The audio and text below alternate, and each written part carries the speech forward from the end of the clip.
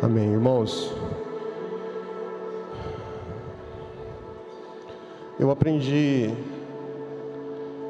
a não particularizar momentos de culto. Às vezes a gente já ouviu, ou até mesmo já falou, não, agora nós vamos então para a parte mais importante. A palavra de Deus não é medida pelo grau de importância de uma teologia pregada. A palavra de Deus é medida pela transformação de um povo. Então a transformação dessa comunidade, ela se faz em todos os ambientes. Então eu creio que no louvor aqui pessoas já foram tocadas. Eu tenho certeza que as crianças estão sendo ministradas. Eu tenho certeza que nessa entrega, nessa formação aqui, pessoas foram tocadas.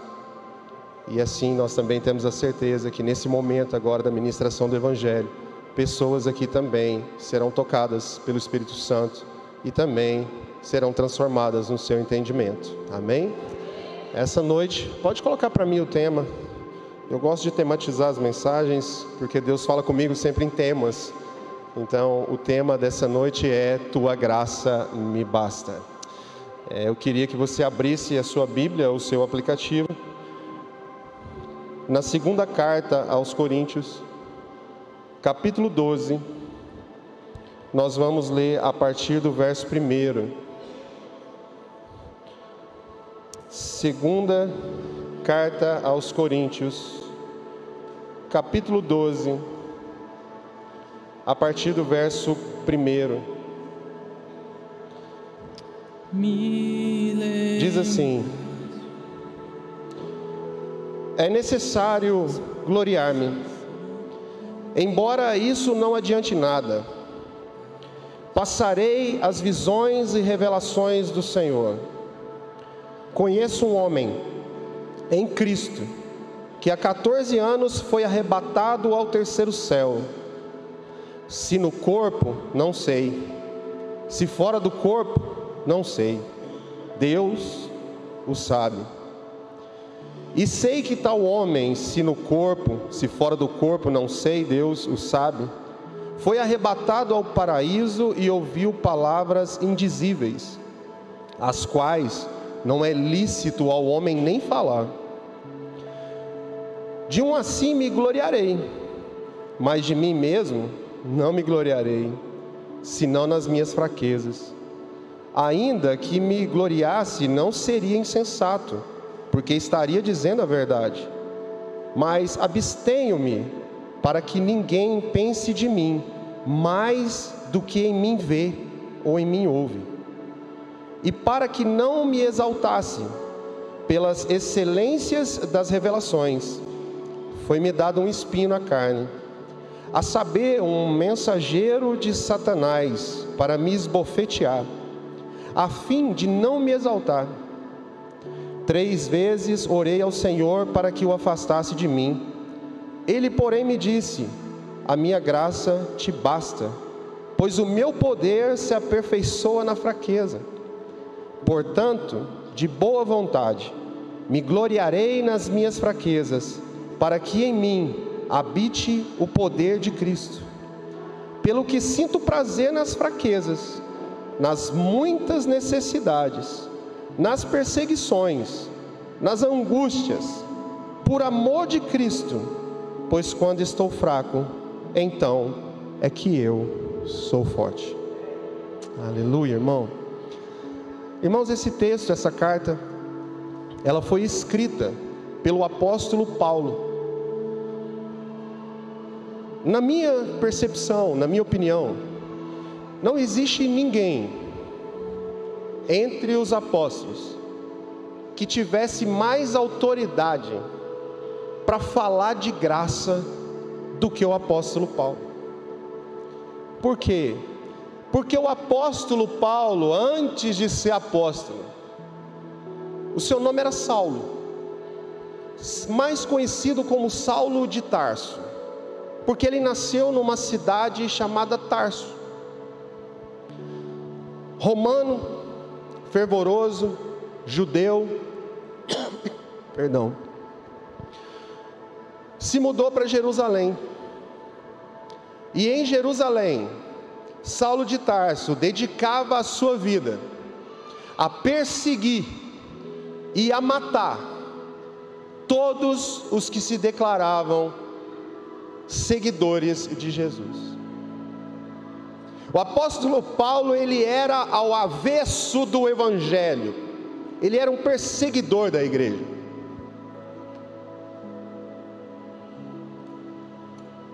Vamos lá que a garganta vai ajudar, gente. Agora melhor.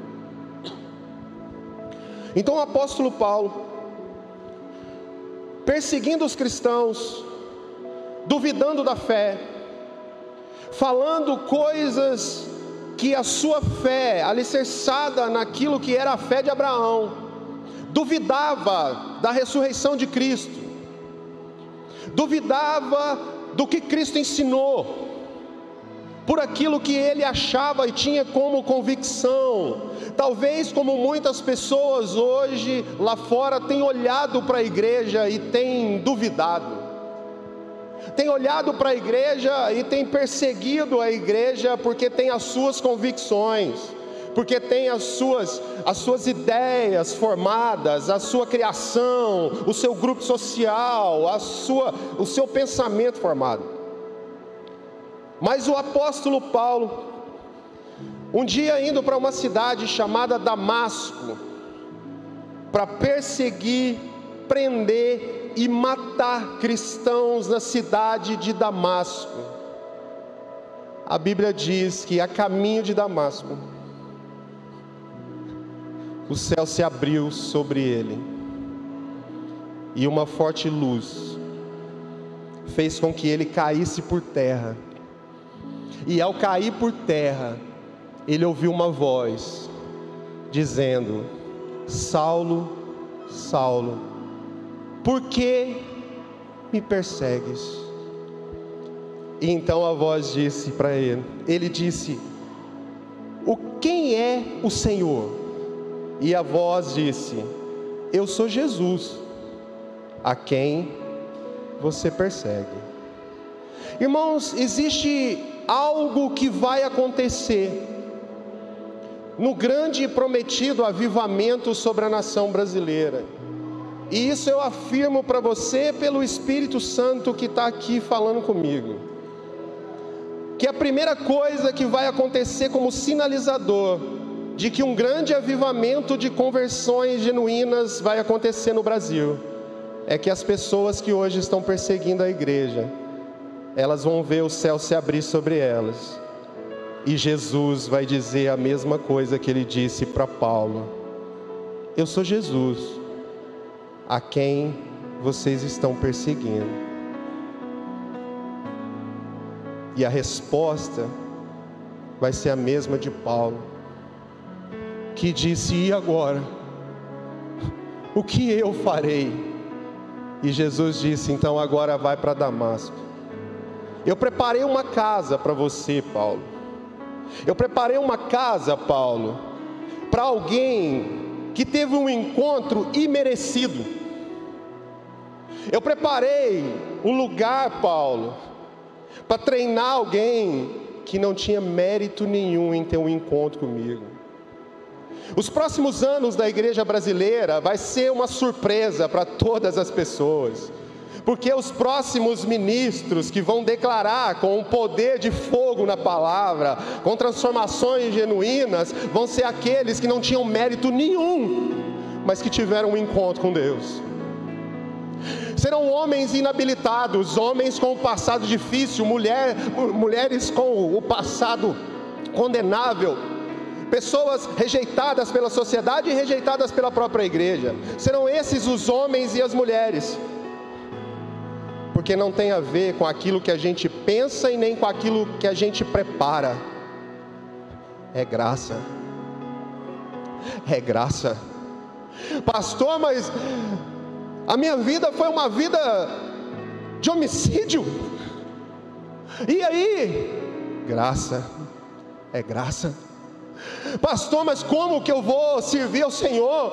A minha vida sempre foi uma vida de adultério. É graça. É graça. Mas como que eu vou fazer, pastor? Como que eu vou fazer? Porque eu ainda não consigo, eu não sei ler a Bíblia, eu não tenho intimidade nenhuma. É graça, é graça. A minha graça te basta, a minha graça te basta, a minha graça te basta.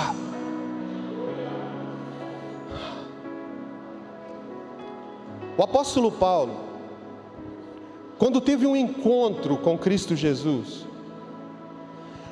ele foi para Damasco, e os historiadores dizem que ele ficou lá em torno de 14 anos.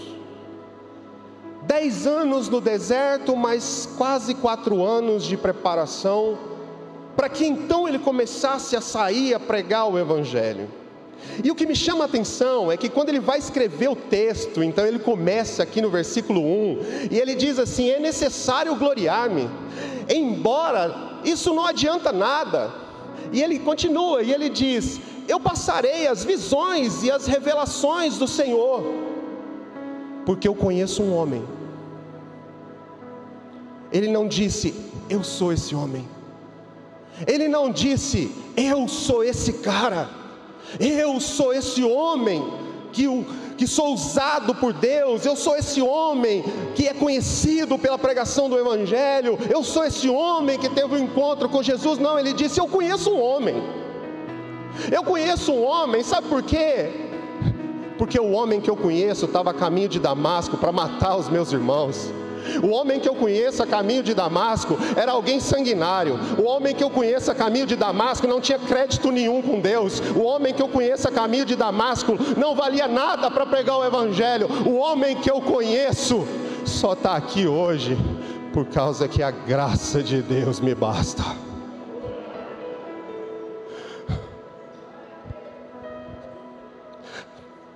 Irmãos, para mim pregar sobre graça é muito difícil. E ao mesmo tempo é bom. Porque se tem uma coisa que a gente é muito questionado aqui, julgado, é porque a gente recebe todas as pessoas. E aí as pessoas falam assim, mas não é assim, porque tem isso e tem aquilo. E eu digo, tudo bem, eu respeito você. Eu respeito você. Talvez você nasceu num berço evangélico. Talvez o seu avô levava você para a escola bíblica dominical. Talvez o seu pai te ensinou a ler a Bíblia quando você começou a aprender a ler. Talvez a sua mãe orava com você todos os dias na hora de você dormir. E está tudo certo você ter essa formatação. Mas você precisa entender o homem que você está falando, no caso eu. Você precisa entender alguém que nunca teve contato com a Bíblia, alguém que não nasceu num berço evangélico, alguém que fez coisas difíceis nessa terra, alguém que não tinha senso de família, alguém que não tinha um senso de ser um bom pai, alguém que não tinha contato nenhum, e um dia teve um encontro com Jesus Cristo. E eu fiz a mesma pergunta para Jesus: o que o Senhor quer de mim e da minha casa? O Senhor conhece a nossa história. O que o Senhor quer? Como que nós vamos conduzir isso? E a voz que ecoa todos os dias dentro da minha casa e nos meus ouvidos é: Lúcio, a minha graça te basta. E como que alguém alcançado por isso não vai ensinar sobre isso? Como que alguém alcançado por isso não vai viver o resto da vida agora pregando esse Evangelho? Como que alguém que foi agraciado com algo que nunca ia merecer não vai falar para qualquer pessoa que entrar aqui: a graça de Deus te basta? Para você entender que esse velho homem que você conhece, a partir de um encontro genuíno com Jesus, Deus muda até o teu nome, quanto mais a tua história. Naquele dia, o apóstolo Paulo, então agora vai ser conhecido como Paulo. colocado como apóstolo. E ele diz no verso 3: e eu sei que tal homem, eu não sei se no corpo ou fora do corpo, Deus sabe, esse homem foi arrebatado ao terceiro céu. Quem foi arrebatado ao terceiro céu não foi um santo de asa e auréola. Quem foi arrebatado ao terceiro céu não foi o pastor que fez 15, 20 seminário, que estudou teologia e fez pós-graduação. Não foi. Quem foi arrebatado ao terceiro céu foi o homem que tinha sangue nas mãos, mas que Deus olhou para ele e falou assim: eu vou fazer desse homem um vaso, um instrumento do meu evangelho. Pois deixa eu dizer uma coisa para você que está aqui essa noite: nunca duvide do que Deus pode fazer com você ou com alguém da tua casa. Nunca duvide do que Deus pode fazer com você e com os teus filhos, porque por pior que a história esteja acontecendo, se Deus olhar lá de cima e falar assim: eu vou fazer desse homem um vaso, ou dessa mulher um vaso, basta um encontro com Jesus e essa pessoa vira da água para o vinho. Nós tivemos um testemunho aqui agora, irmão. O Batata, que estava aqui, já serviu a outros supostos deuses, e ele não tem vergonha de falar isso. Mas foi o joelho no chão de um homem convertido em favor do único Deus, que está mudando a história todinha dele, da família e dos amigos. Porque bastou um encontro. E Jesus disse: a partir de hoje você é meu. E Deus levou Paulo ao terceiro céu, e ele diz: olha, eu ouvi coisas lá que eu não posso nem falar. Eu ouvi coisas lá que eu não posso dizer. E o que eu faço com isso agora? O que eu faço com as revelações? O que eu faço com as visões? O que eu faço com isso agora? Porque eu não sou merecedor e eu acabei de ver. E o que eu faço com isso? E Deus diz: Paulo, a minha graça te basta.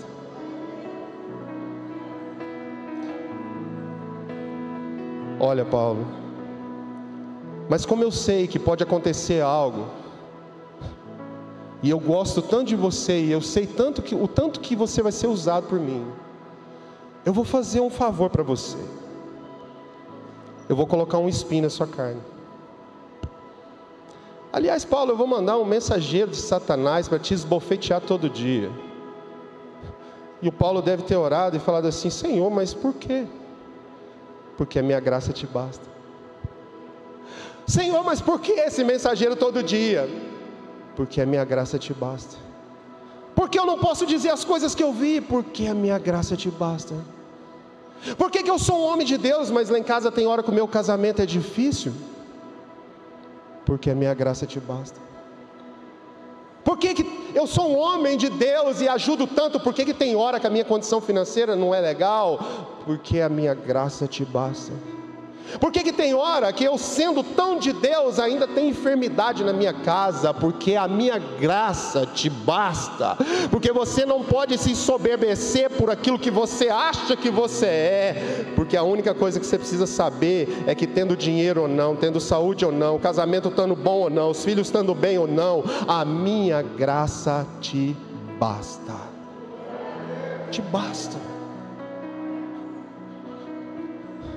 Porque o que é graça? O que é a graça do Evangelho? A graça do Evangelho não é, como muita gente acha, um aval para pecar. A graça do Evangelho não é um documento assinado para você praticar as coisas que a sua carne quer fazer. Aliás, a graça é muito diferente disso. Porque todos aqueles que tiveram um encontro com Jesus e conheceram a graça, mudaram a sua história de vida, mudaram o seu caráter, mudaram a sua conduta, mudaram o que falavam, mudou com os amigos, mudou tudo. porque a graça é uma porta aberta para receber você do jeito que você está, seja você quebrado ou inteiro, seja você sujo ou limpo, seja você crente ou não, do jeito que você tiver, a porta vai estar aberta. Mas ao entrar por essa porta, você vai encontrar um Jesus que diz: agora você é um vaso na minha mão, então eu te amo tanto que eu te aceito do jeito que você está, mas eu jamais deixaria você desse jeito. Pega na minha mão e eu vou te mudar toda a tua história agora, porque essa é a graça, porque essa graça me basta. É uma graça onde eu entrei por essa porta e agora eu vou ser completamente transformado. Por isso que muita gente conhece a graça, mas ainda não entrou por ela. Por isso que tem muita gente que as pessoas perguntam assim: mas o fulano está na igreja, por que ele não mudou? Porque ele conhece a graça, mas ele não entrou pela porta. Porque um dia disseram para ele: a graça de Deus perdoa os seus pecados, mas ele não quis entrar por essa porta para ser moldado e transformado por Deus. Porque quando a gente entra, uma coisa você pode ter certeza: o vaso vai ser quebrado. Pela graça. Pela graça o vaso vai ser esmiuçado. O vaso vai ser quebrado, vai ser esfarelado, vai ser colocado de novo na forma. E pela graça de Deus, pela misericórdia de Deus, pela bondade de Deus, Deus vai moldando você de novo, e Ele vai colocando as mãos em você de novo. E às vezes você vai para um lado e Deus põe a mão e puxa para o outro, fala que não, a forma é daqui, e você escapa para lá, Deus põe a mão para cá, e aquilo dói, você fala: eu não queria assim. Deus fala assim: a minha graça te basta, a minha graça te basta, a minha graça te basta. Eu vou fazer de você um vaso, instrumento do meu evangelho. O apóstolo Paulo, conhecendo o terceiro céu, Deus colocou nele um espinho na carne, e ele disse ainda: Paulo, o meu poder se aperfeiçoa na sua fraqueza. Por isso, irmãos, que a gente não consegue às vezes entender muito esse evangelho de empoderamento material. Deus pode te dar todas as coisas? Sim ou não? Deus pode te dar todas as coisas? Pode? Sim? E se eu falar para você que essa frase não é bem assim? Não é Deus pode te dar, Deus já te deu. Eu vou repetir. Não é Deus pode me dar, Deus já me deu. Deus criou a terra, os animais, as plantas, os peixes. E aí então Deus ordenou e disse para Adão: governe sobre todas as coisas. Deus liberou uma palavra e entregou tudo para o governo do homem. Pastor, mas se é isso, pastor, mas se é desse jeito, por que eu ainda não estou usufruindo disso?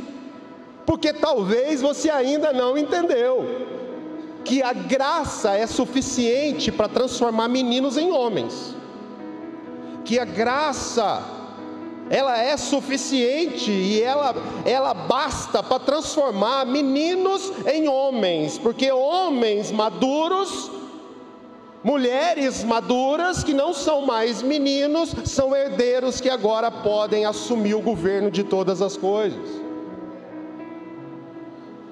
Então a graça já te basta, porque todas as coisas te foram dadas.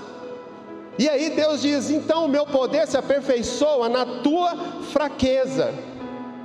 Por quê? Porque a graça de Deus é suficiente, irmão. É suficiente. A nossa inteligência não nos basta. O que não falta no mundo hoje são homens inteligentes. O que não falta no mundo hoje são pessoas bem informadas. Os nossos filhos, com 7 anos de idade, eles já têm mais informação do que um adulto que era imperador de Roma na época. O que não vai faltar são pessoas inteligentíssimas, porque o cérebro é treinado cada dia mais a receber mais informações e processar. É uma evolução natural. Então, homens inteligentes e mulheres inteligentes não vai faltar, mas a nossa inteligência somente não nos basta. Porque homens iletrados, e eu não estou fazendo aqui apologia a não estudar, irmão, entenda. Nossa casa é uma casa que estuda. Pastora Jaqueline principalmente estuda o dia inteiro. Eu estudo, nossas filhas. Eu não estou fazendo apologia a não estudar. O que eu estou querendo dizer para você é não se firme somente nisso. Porque eu conheço homens que mal sabem ler a Bíblia e que têm acesso a informações celestiais, têm acesso a revelações celestiais. Tem pessoas que vão conversar com você, que você nunca viu, e eles contam a sua vida, porque o Espírito Santo contou para ele, e eles apontam direções que só Deus poderiam apontar na boca de homens e mulheres, que entenderam que só a inteligência não basta, mas que a graça de Deus é suficiente para transformar um analfabeto em um mensageiro de Deus, para transformar vidas nessa terra. Esse ambiente a igreja não pode perder mais. A inteligência por si só não basta. O que mais que não basta? Recurso financeiro por si só não basta. Quem conheceu aqui a história do dono da Apple? Como é que chama o cara lá? Steve Jobs. Quem conheceu a história daquele homem aqui? Milionário, sim ou não? Inteligente e milionário, sim ou não? Como é que ele morreu? Morreu de câncer. Morreu de câncer. Chegou a 50 anos, morreu. Ok. Muitos morrem de câncer. Mas era um milionário, era inteligente. Isso não bastaria para que ele pudesse viver mais? Para que ele pudesse achar uma cura para o câncer? Não, isso não bastou. Mas eu presenciei uma história de uma mãe lá no Hospital do Câncer, quando nós estivemos lá na ala da oncologia. Eu cheguei lá, ela estava lá, eu perguntei para ela, falei assim: você tem uma criança aqui na área da oncologia? Ela falou: não, hoje não, porque o meu filho hoje já está completando 18 anos, mas quando ele tinha 7 anos de idade, ele teve leucemia. E nós ficamos aqui nesse hospital, e o médico falou assim: o seu filho, se não fizer um transplante, eu dou 3 meses de vida para ele. E ela falou assim: eu creio em Jesus Cristo. Ela falou: então, eu repreendi as palavras e falei: ele só morre se for da vontade do Senhor, porque se não for da vontade do Senhor, eu declaro um milagre na vida do meu filho. E o Senhor, doutor, eu não estou desmerecendo o Senhor, mas o Senhor vai testemunhar daquilo que Deus fez na história do meu filho. Ela falou que a partir daquele momento os exames foram melhorando, e inexplicavelmente o menino foi curado por uma oração de uma mãe que entendeu: se a graça de Deus basta e for a vontade de Deus, vai acontecer. Dinheiro e inteligência só é bom, mas não nos basta. Nós não possuímos força nenhuma em nós mesmos, irmãos.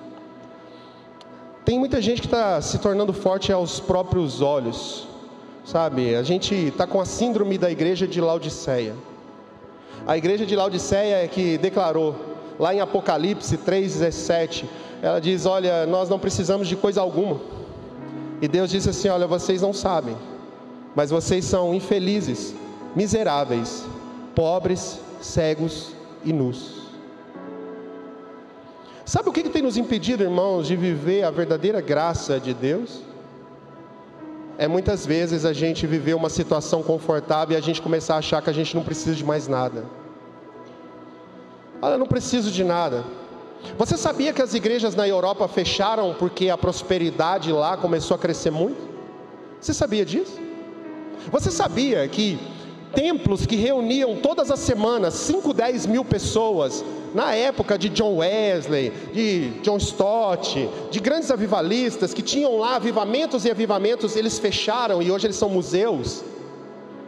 Porque a modernidade, a prosperidade tomou conta de um povo que achou que não precisava de Deus mais. E hoje, sabe o que eles estão fazendo? Eles estão orando para que o Brasil comece a enviar missionários para lá. Porque eles entenderam de uma forma muito difícil que só recurso financeiro e só prosperidade não basta se não tiver quem leve a graça de Deus que converte o coração das pessoas. O Brasil é um celeiro de missões. O Brasil é um celeiro da graça. O Brasil é um celeiro da preparação dos pregadores da graça verdadeira, da graça genuína. Por quê, pastor? Porque qualquer um que se converte hoje no Brasil e vai se converter nos próximos anos, escreve o que eu estou dizendo para você, ele vai entender perfeitamente o que é graça, porque a vida que nós estamos levando, somente a graça de Deus vai mudar o pensamento de um povo que está se corrompendo cada dia mais. Mas nós cremos na igreja brasileira, nós cremos na graça que nos basta, aonde o apóstolo Paulo, ele escreve no versículo 8, ele diz: eu orei, e ele mandou um mensageiro de Satanás, e ele disse: portanto eu não vou me gloriar nas minhas fortalezas, mas eu vou me gloriar nas minhas fraquezas. Irmão, para de reclamar porque você é fraco em alguma área da tua vida. Para de reclamar porque às vezes o teu casamento está fraco, ou porque o seu relacionamento com seus filhos está fraco. Você está fraco, você está se sentindo fraco. Para de achar ruim com isso e comece a se gloriar, e comece a dizer: louvado seja o meu Deus pela fraqueza que eu estou passando, louvado seja o meu Deus porque eu não estou dando conta de restabelecer de novo essa casa, louvado seja o meu Deus porque a minha condição financeira não está boa, louvado seja o meu Deus porque essa doença se instalou na minha casa e eu não sei mais o que fazer. Basta em mudar toda essa história. A graça que nos basta, irmão. A graça que nos revela o poder de um Deus e a fraqueza de um homem. A graça que não é a graça que empodera o homem com o auxílio de Deus. A graça que revela o poder de um Deus que pode todas as coisas, em favor de um homem fraco, caído que somos nós. A graça de Deus, que não é um aval, mas que é uma missão. A graça de Deus que o apóstolo Paulo diz no verso 10: pelo que sinto prazer nas fraquezas, pelo que sinto prazer nas injúrias, nas necessidades, nas perseguições, pelo que sinto prazer nas angústias, por amor a Cristo. Aonde está esse evangelho? Aonde foi parar esse evangelho? Aonde foi parar o que está escrito nessas escrituras? Por que que isso não é ensinado mais? Por que que isso não é pregado mais nas igrejas? Por que que isso não é mais o centro da mensagem? Porque nós esquecemos de uma coisa, e hoje o Senhor vem aqui nesse lugar para dizer para você, igreja: a minha graça te basta. Então está sendo perseguido, minha graça te basta. Está sendo injuriado, minha graça te basta. Está difícil, a minha graça te basta, porque quando você estiver fraco, aí é que você está forte, em nome de Jesus. Você recebe essa palavra no teu coração? Então aplauda o nome do Senhor nessa casa. Louvado seja Deus.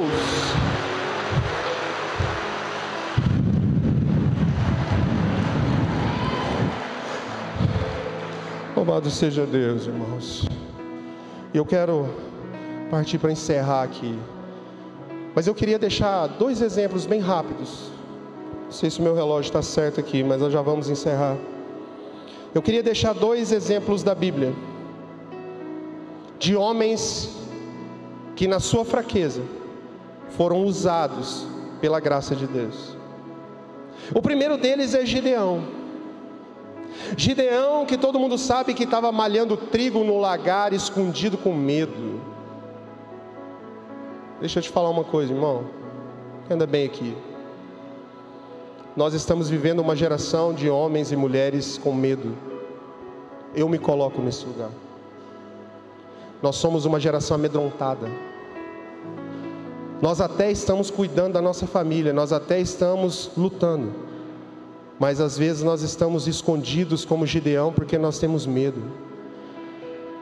E o Senhor vem aqui essa noite para dizer: eu achei vocês. Vocês estão escondidos, mas eu achei vocês. E o que ele disse para Gideão, ele disse assim: olha, Gideão, eu vou usar você. E Gideão fez a seguinte pergunta, ele disse: ai, meu Senhor, como eu livrarei Israel? Eis que a minha família é a mais pobre em Manassés, e eu sou o menor na casa do meu pai. E o Senhor lhe disse: portanto, eu irei contigo, e tu ferirás os midianitas como se fossem um só homem. Sabe o que Deus estava falando aqui? Eu sei que você é fraco, eu sei que às vezes você é pobre, eu sei que você não tem coragem, mas deixa eu te falar uma coisa: quem vai com você sou eu, e você vai ferir o inimigo, porque eu vou com você. Todas as batalhas que você está enfrentando, todas as guerras que você está enfrentando, tudo que tem te amedrontado, tudo que tem feito um cerco ao redor de você, você deve ter perguntando: como que eu vou vencer isso? E o Senhor diz: eu irei com você, porque a minha graça te basta. Gideão venceu os midianitas com 300 homens. Gideão ouviu a palavra e deve ter perguntado: então tá bom, Senhor, o texto diz isso, então eu vou com o exército que já é pequeno, 30 mil. Deus disse: não é 30 mil. Pergunta aí, quem são os covardes? Pede para eles ficarem. Quando ele perguntou quem eram os covardes, ficaram somente 10 mil, o resto foi tudo embora.